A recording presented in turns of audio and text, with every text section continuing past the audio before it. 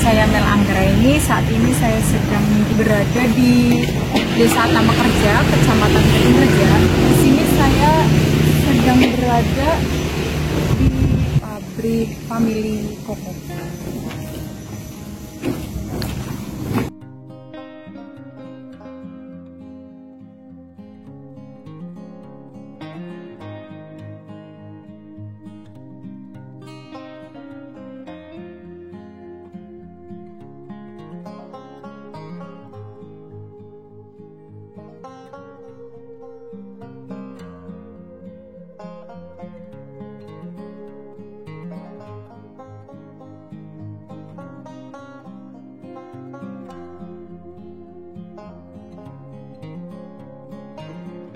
Nama saya Novita, saya anak dari Pak Suratno. Pak Suratno itu yang punya pabrik ini.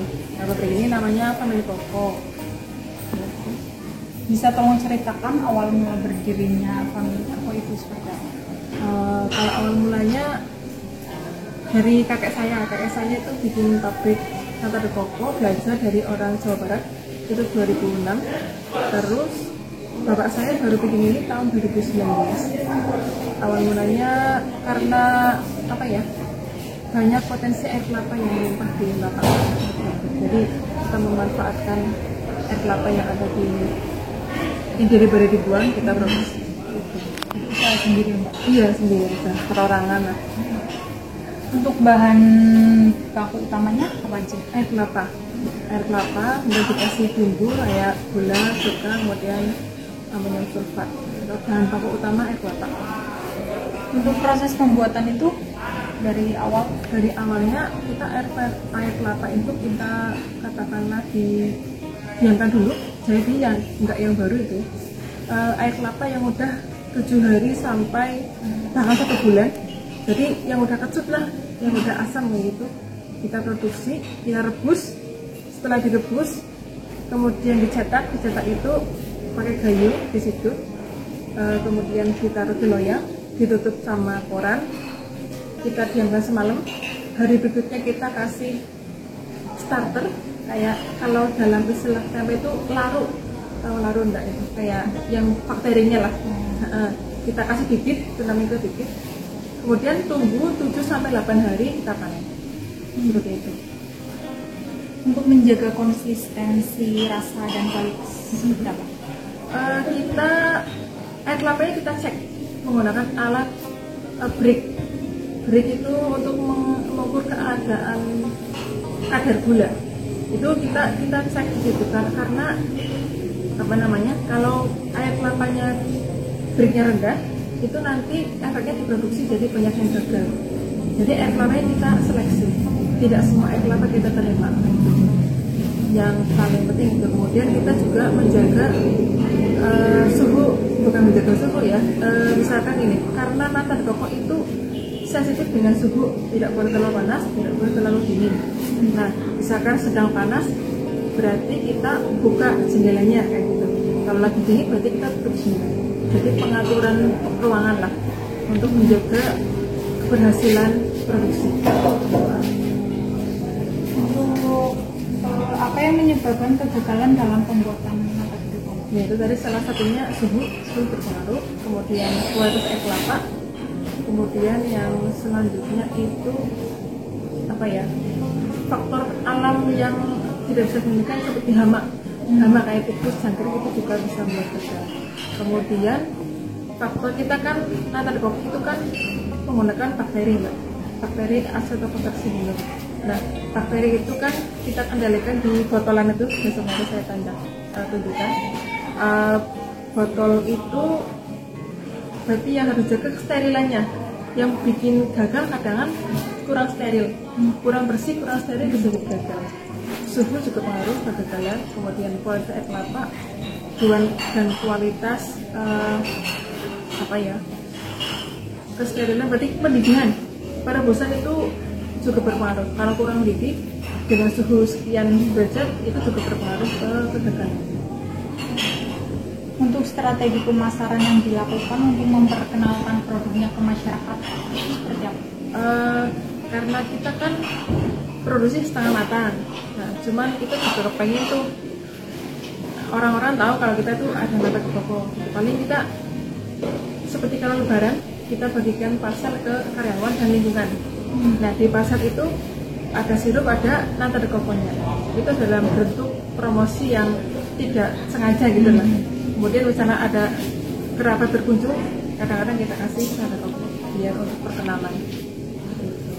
Kalau yang khusus promosi seperti produk matang itu kita nggak ada.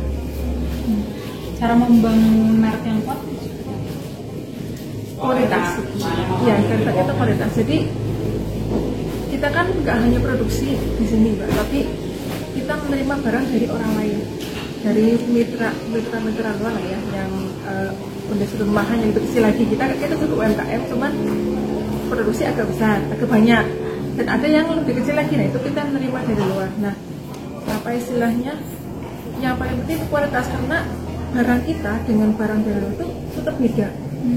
Bedanya di mana kekuatan ketahanan. Jadi kerasan dan tidak kerasnya itu berpengaruh. Jadi untuk menjaga kualitasnya menjaga kualitasnya, bumbu jangan sampai berubah, takaran jangan sampai berubah, hanya demi keuntungan yang menggiurkan seperti itu. Pokoknya kualitas dijaga biar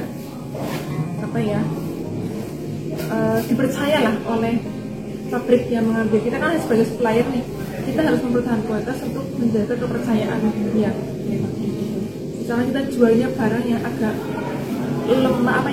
lunak, kan cepat hancur. Jadi nata de coco itu yang bagus itu yang keras, yang tidak gampang hancur ya, karena kan urusnya ketahanan ya. Kalau nanti kita kirim barang yang agak lunak, nanti diproses sana baru itu bulan nanti hancur. Pernah ada kasus, tapi bukan barang kita. reaksi kimia pada pembuatan nata de coco itu seperti apa? Kayak kalau itu kurang paham Mbak.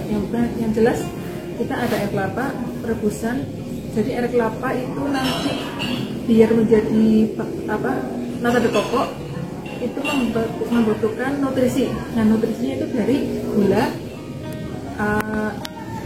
amonium sulfat yang food grade tentu saja, terus cuka. Nah terus itu nutrisinya. Jadi apa namanya tadi Pak? Reaksi kimianya saya nggak paham. Jelas bakteri itu nanti mereka butuh makannya itu jadi bumbu. Nah, jadi ada reaksi dari cuka, gula sama amonium sulfat itu buat nutrisi bakteri agar mereka berkembang dan membentuk kayak benang-benang sehingga terbentuklah nata de coco. Kalau secara kimia saya kurang paham. Untuk produksi ini kan family coco. Secara tidak langsung itu usaha membuka lowongan pekerjaan bagi masyarakat. Nah itu tanggapan Mbak seperti apa? Ya kebetulan di sini juga yang kerja banyak ibu-ibu, karena ternyata banyak orang-orang yang memang tidak punya pekerjaan, apalagi yang sekelas janda, mereka kan nggak punya penghasilan kan. Alhamdulillah dengan adanya pabrik ini bisa mempekerjakan orang-orang yang tadi itu tidak memiliki pekerjaan dan tidak memiliki penghasilan seperti janda seperti itu. Jadi ya mohon maaf, tapi di sini ya beberapa orang janda gitu, tapi ya lumayan lah mereka terbantu dengan adanya pabrik ini. Ya betul sekali, apalagi kepada orang-orang yang nggak punya sawah ataupun kalau di sini namanya orang bawon, panen kan mereka, kalau orang-orang tani kan bawon tuh. Nah di sini membantu sekali kepada orang-orang yang memang nggak kuat panas-panasan, jadi bisa bekerja di sini dan lumayan bisa penghasilan lah, bisa buat makan sehari-hari. Download Tribun X sekarang, menghadirkan lokal menjadi Indonesia.